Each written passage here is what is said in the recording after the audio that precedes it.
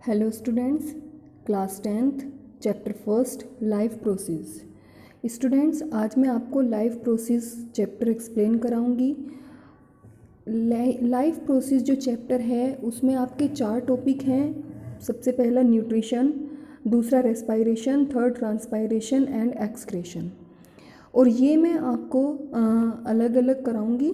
तो सबसे पहले आज हम कराते हैं न्यूट्रिशन एंड रेस्पायरेशन। तो चलिए स्टूडेंट स्टार्ट करते हैं। सबसे पहले आता है लाइफ प्रोसेस। भाई लाइफ प्रोसेस है क्या? लाइफ प्रोसेस एक जीवन का एक ऐसी क्रिया है जिसमें हमारे nutrition, respiration, transportation and excretion ये सभी प्रोसेस होते हैं। और ये सभी लिविंग जो ऑर्गेनिज्म होते हैं उनमें होता है। अब न्यूट्रिशन जो है वो 2 तरीके का होता है, एक होता है ऑटोट्रोपिक, एक होता है हेट्रोट्रोपिक। जो ऑटोट्रोपिक होता है वो सभी ग्रीन प्लांट्स में होता है। जो हेट्रोट्रोपिक होता है ये उनमें होता है जो अपने भोजन के लिए दूसरे अदर एनिमल्स पर डिपेंड रहते हैं। तो सबसे पहले ऑटोट्रोपिक न्यूट्रिशन के बारे में पढ़ेंगे। ऑल ग्रीन प्लांट्स फोटोसिंथेसिस, यानी कि जितने भी ग्रीन प्लांट्स होते हैं फोटोसिंथेसिस प्रोसेस के द्वारा ये अपना भोजन का निर्माण करते हैं। और फोटोसिंथेसिस के प्रोसेस में जो इन्हें मटेरियल चाहिए होते हैं, रॉ मटेरियल चाहिए होता है, वो CO2 है, H2O है, लाइट है एंड क्लोरोफिल है। तो ये सभी रॉ मटेरियल उन्हें चाहिए होते हैं, CO2, H2O, light and chlorophyll. अब आता है हेट्रोट्रोपिक न्यूट्रिशन। जो हेट्रोट्रोपिक न्यूट्रिशन है ये 3 टाइप्स का है: saprotrophic nutrition, parasitic nutrition and holozoic nutrition. जो हमारा सेप्रोट्रोपिक न्यूट्रिशन है वो किस में होता है? जितने भी डेड एंड डिकेइंग मटेरियल से अपना भोजन प्राप्त करते हैं ये सेप्रोट्रोपिक न्यूट्रिशन कहलाता है। आगे आता है पैरासाइट्स। पैरासाइट्स क्या होते हैं? Fungi and bacteria. जो पैरासाइट्स होते हैं वो अपने भोजन के लिए किसी अदर एनिमल, लिविंग एनिमल्स पर डिपेंड रहते हैं, जो कि अपने भोजन के लिए लिविंग एनिमल्स पर डिपेंड रहते हैं और उन्हें बिना नुकसान पहुंचाए अपने भोजन को प्राप्त करते हैं। होलोजोइक न्यूट्रिशन, जैसे कि ये न्यूट्रिशन जो होता है ये अमीबा में, ह्यूमन बींग्स में, इन सभी एनिमल्स में होता है। क्यों? क्योंकि ये स्टेप वाइज होता है। Ingestion, digestion, absorption, assimilation, egestion, इन सब प्रोसेस के द्वारा ये होता है। आगे आता है न्यूट्रिशन इन ह्यूमन बींग्स में। एक होता है एलिमेंट्री कैनाल, एक होता है डाइजेस्टिव ग्लैंड। जो एलिमेंट्री कैनाल होती हैं इनमें कुछ ऑर्गन्स भाग लेते हैं, जैसे कि माउथ है, पेरिंग्स है, ईसोफेगस है, स्टोमक है, स्मॉल इंटेस्टाइन है एंड लार्ज इंटेस्टाइन है। जो डाइजेस्टिव ग्लैंड है उसमें salivary gland, gastric gland, liver and pancreas. जो स्लेवरी ग्लैंड होती है वो सलाइवा निकालती है, जो गैस्ट्रिक ग्लैंड होती है वो गैस्ट्रिक जूस निकालती है, लीवर जो होती है वो बाइल जूस निकालती है, पेनक्रियाज जो होता है वो पेनक्रिएटिक जूस निकालता है। नेक्स्ट आता है रेस्पायरेशन।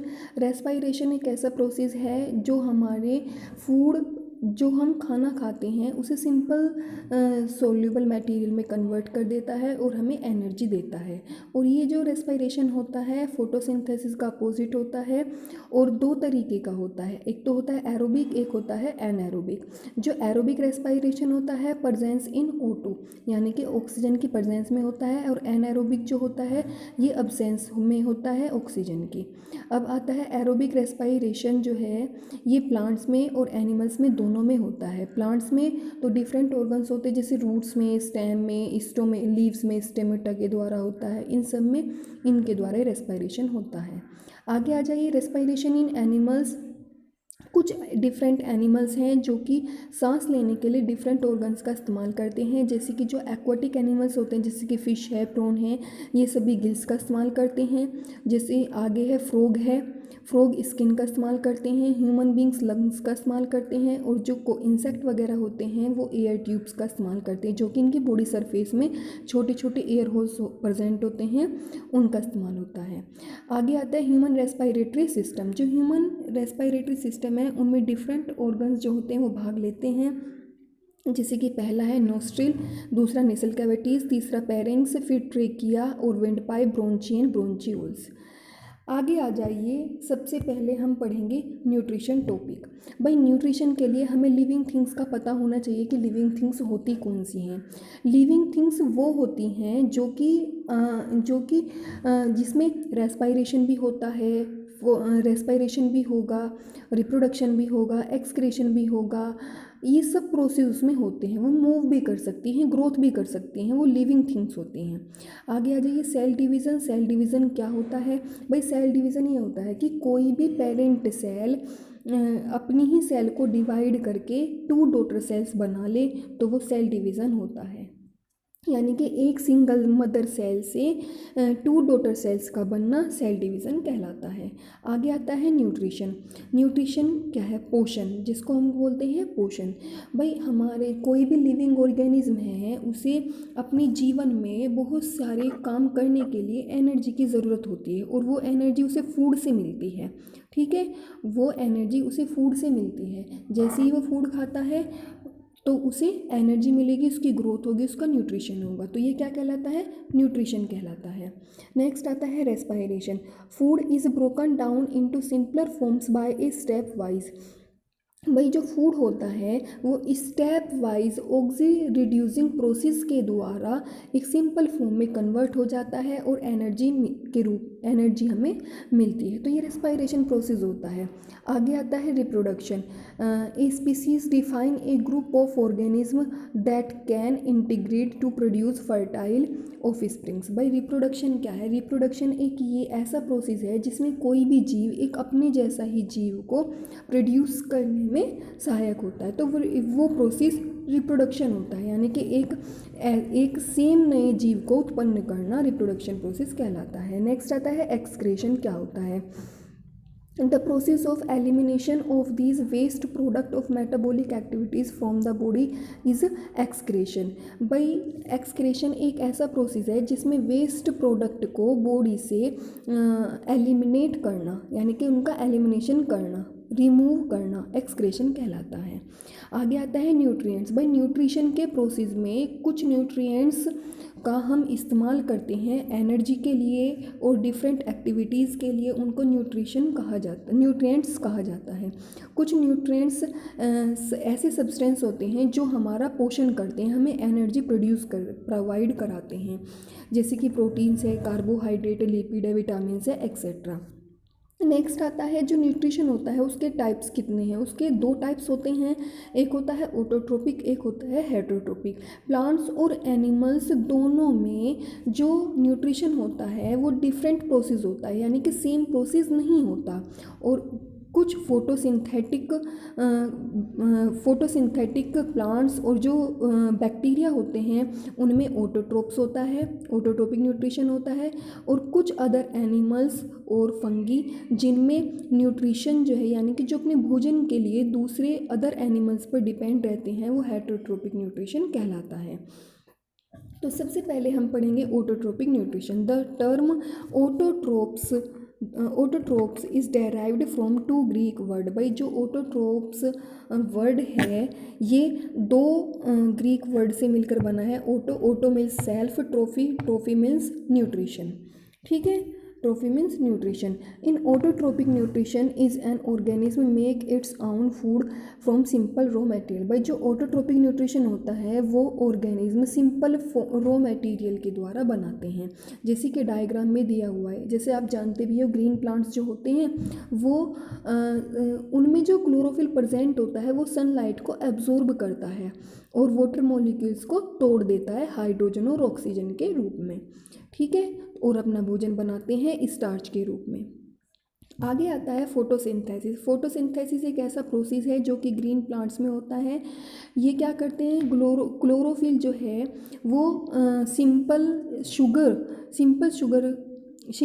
में सिंपल शुगर में भोजन को कन्वर्ट कर देता है। कुछ रॉ मटेरियल्स होते हैं जैसे वाटर है, कार्बन डाइऑक्साइड है, इनका इस्तेमाल करके वो ऑक्सीजन को रिलीज़ करते हैं इस प्रोसेस में। जैसे कि 6CO2 + 6H2O is equal to sunlight, chlorophyll, C6H12O6 + 6O2। ये फोटोसिंथेसिस की रिएक्शन है। The sugar produce is stored in the form of starch in plants. भाई जो शुगर होती है वो प्रोड्यूस होती है स्टार्च की फॉर्म में प्लांट्स में। आगे रिक्वायरमेंट फॉर फोटोसिंथेसिस, यानी कि फोटोसिंथेसिस के लिए कुछ रिक्वायरमेंट्स है। Photosynthesis requirement chlorophyll, CO2, H2O and sunlight, यानी कि फोटोसिंथेसिस के लिए हमें इन सब की ज़रूरत होती है।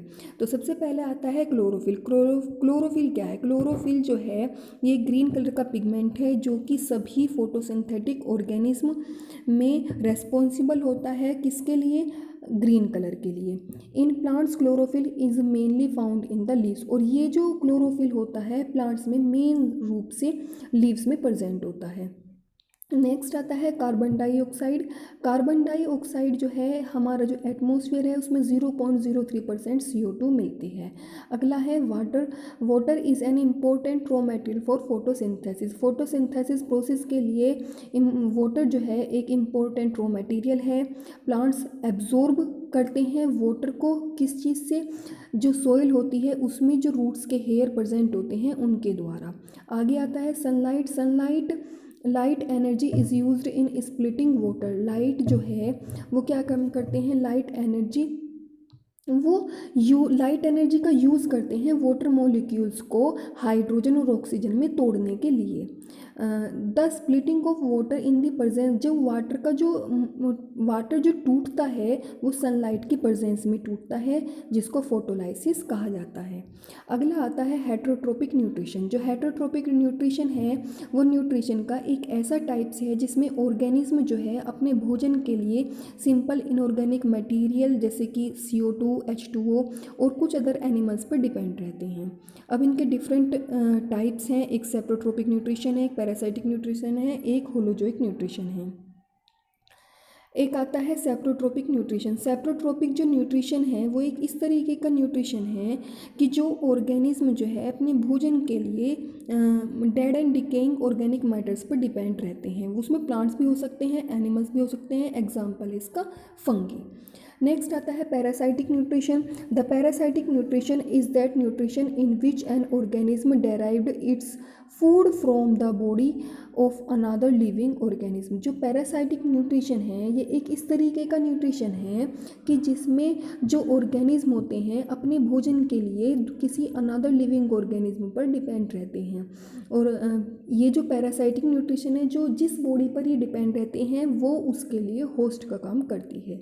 आगे आता है holozoic nutrition. The holozoic nutrition is that nutrition in which an organism takes the complex organic food material into its body by the process of ingestion. The ingested food is digested and then absorbed into the body cells of the organism. Example cat, dog, human, lion etc. भाई holozoic nutrition जो है वो एक इस तरीके का nutrition है organism में एक कॉम्प्लेक्स ऑर्गेनिक फूड मटेरियल को ये एक ऐसे प्रोसेस में यानी कि डिफरेंट प्रोसेस में ये पूरा होता है। जैसे कि इंजेशन होता है, डाइजेशन होता है, एब्जॉर्प्शन होता है, एसिमिलेशन होता है, इजेशन होता है, यानी कि इन सभी प्रोसेस से मिलकर ये पूरा प्रोसेस होता है। और जो होलोजोइक न्यूट्रिशन होता है वो कैट में होता है, डॉग में, ह्यूमन बींग्स, लोयन एक्सेट्रा। तो सबसे पहले हम पढ़ेंगे न्यूट्रिशन इन अमीबा के बारे में। Amoeba is a unicellular animals. भाई अमीबा जो होता है वो एक यूनिसेलुलर एनिमल्स है और इसमें होलोजोइक टाइप्स का न्यूट्रिशन होता है। The process of obtaining food by amoeba is called phagocytosis. भाई जो ये प्रोसेस है यानी कि अमीबा जो है वो फूड को ऑब्टेन करता है जिस प्रोसेस से उसको फागोसाइटोसिस कहा जाता है। और इसमें डिफरेंट स्टेप्स इन्वॉल्व होते हैं इसके न्यूट्रिशन में अमीबा के, जो कौन कौन से हैं? Ingestion, digestion, absorption, assimilation and egestion. तो फर्स्ट आता है इंजेशन। इंजेशन का मतलब होता है कि फूड को इंजेक्ट करना। अमीबा हैज़ नो माउथ और a fix place for the ingestion of food. जो अमीबा होता है उसके कोई माउथ नहीं होता, ना ही किसी फिक्स प्लेस पे कोई भी माउथ नहीं होता। वो फूड को इंजेक्ट करने के लिए उसमें ना तो माउथ होता है ना ही कोई फिक्स प्लेस पे किसी भी कोई ऑर्गन होता है।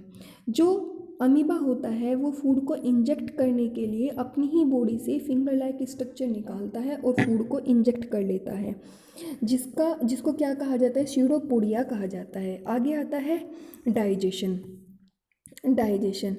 In amoeba food is digested in the food vacuoles. भाई अमीबा जो है जब फूड को लेता है, जब वो डाइजेस्ट होना शुरू हो जाता है, तो उसमें जैसे ही फूड को उसने अंदर लिया तो बाहर से वो अपनी फिंगर लाइक स्ट्रक्चर को बंद कर लेता है और उसमें वो फूड वैक्यूल्स बन जाती है। और धीरे धीरे जो साइटोप्लाज्म में उसके जो एंजाइम्स होते हैं वो उस फूड वैक्यूल्स में जाना शुरू हो जाते हैं। और जैसे ही जाना शुरू हो जाते हैं तो उसका जो फूड है वो छोटे छोटे स्मॉल मॉलिक्यूल्स में केमिकल रिएक्शन के दौरान वो कन्वर्ट होना शुरू हो जाता है। आगे आता है absorption. The digested food present in the food vacuoles. फिर जैसे ही वो फूड वैक्यूल्स में जो एंजाइम्स एंटर किए थे वो उस फूड को डिज़ोल्व करना शुरू कर देते हैं, तो उसमें जितने भी एंजाइम्स होते हैं वो सारे उस फूड वैक्यूल्स में बन जाते हैं और वो धीरे धीरे साइटोप्लाज्म में बाहर आना शुरू हो जाते हैं। और फिर क्या होता है, फिर इसके बाद उसकी जो फूड वैक्यूल्स होती है वो धीरे धीरे डिसअपीयर होनी शुरू हो जाती है। आगे आता है assimilation. A part of food absorb in amoeba cell. अब क्या होता है कि भाई ये जो अमीबा सेल का जो फूड एब्जॉर्ब होने के बाद क्या होता है कि ये जो इसे एनर्जी मिलती है उस एनर्जी को ये रेस्पायरेशन के लिए यूज़ करते हैं।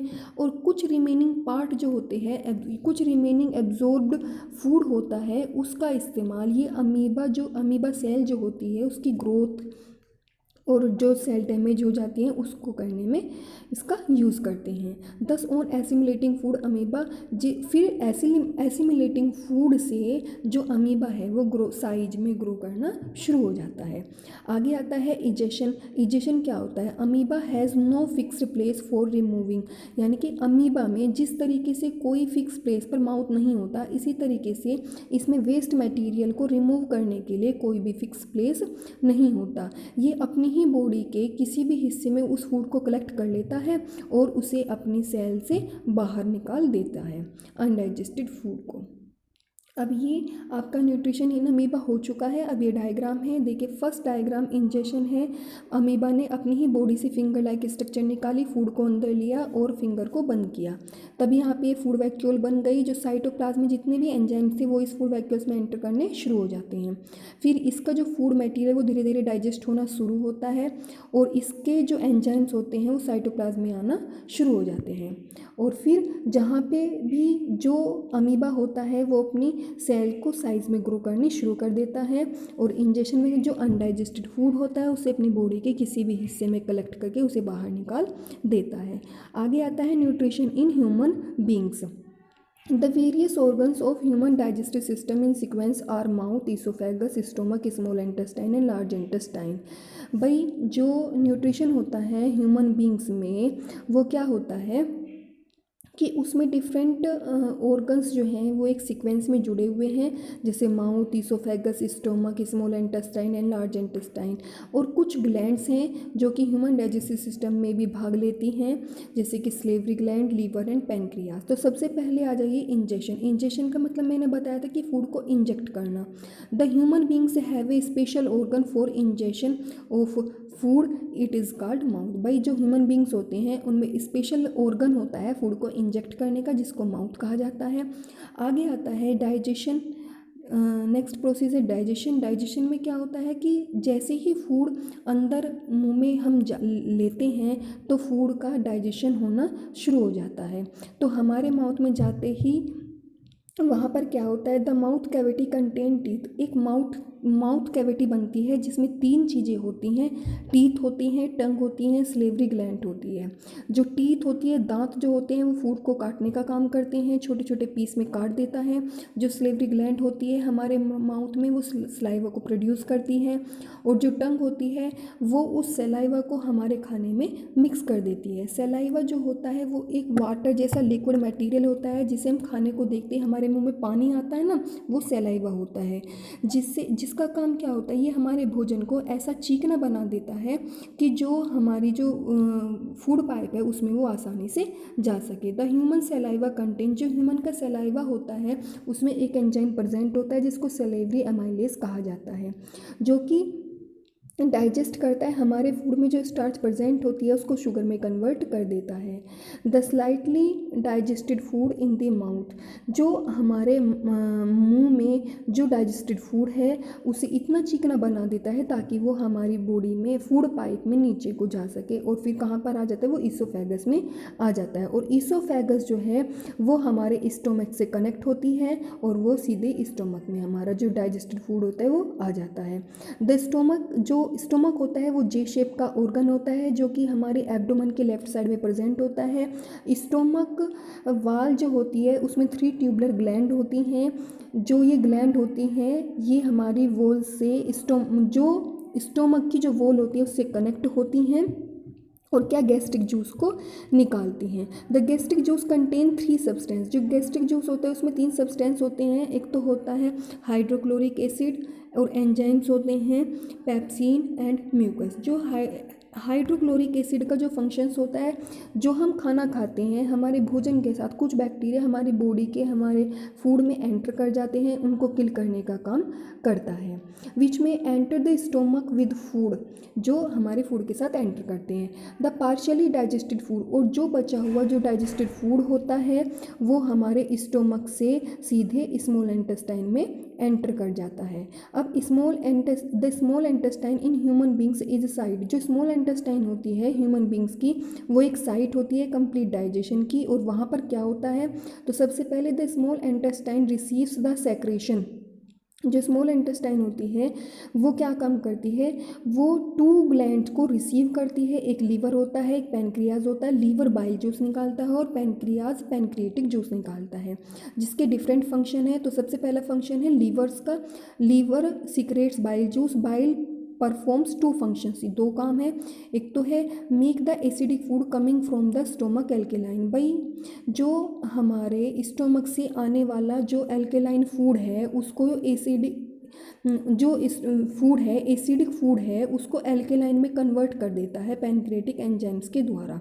ठीक है, आगे जो सेकंड पॉइंट है, by salt break the fats present in the food, जो हमारे फूड में साल्ट प्रेजेंट है वो उसे स्मॉल ग्लोब्यूल्स में कन्वर्ट कर देता है, इजी बना देता है ताकि वो अच्छे से डाइजेस्ट हो सके।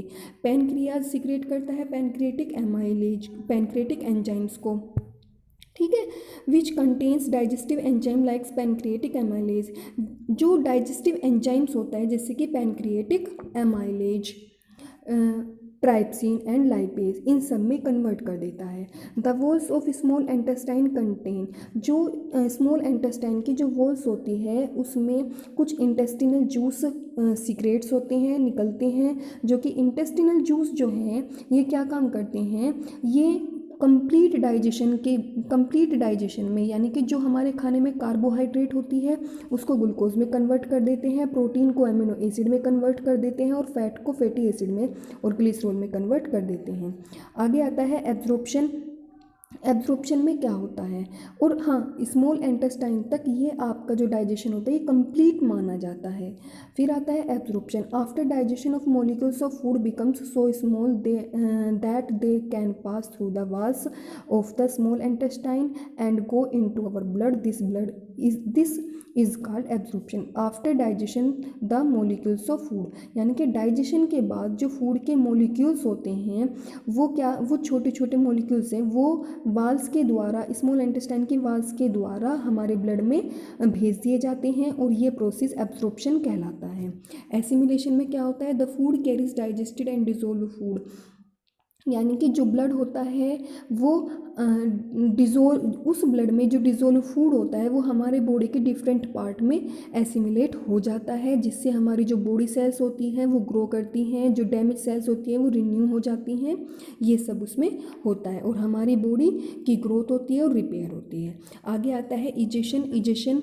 The undigested food passes from the small intestine into a wider tube, जो अनडाइजेस्टेड फूड है वो पास किया जाता है स्मॉल इंटेस्टाइन से एक वाइडर ट्यूब में जो कि लार्ज इंटेस्टाइन है, और ये लार्ज इंटेस्टाइन का जो लास्ट पार्ट होता है वो रेक्टम कहलाता है, जिसमें ये स्टोर होते हैं the undigested food for some time, और कुछ समय बाद जो अनडाइजेस्टेड फूड होता है ये हमारी बॉडी से टॉयलेट के द्वारा और अनडाइजेस्टेड फूड ये बाहर आ जाता है कुछ समय बाद, किसके द्वारा, एनएस के द्वारा पास होता है और हमारी बॉडी से बाहर आ जाता है। नेक्स्ट, ये आपका डायग्राम बना हुआ है ह्यूमन डाइजेस्टिव सिस्टम का। इसमें सबसे पहले आता है माउथ।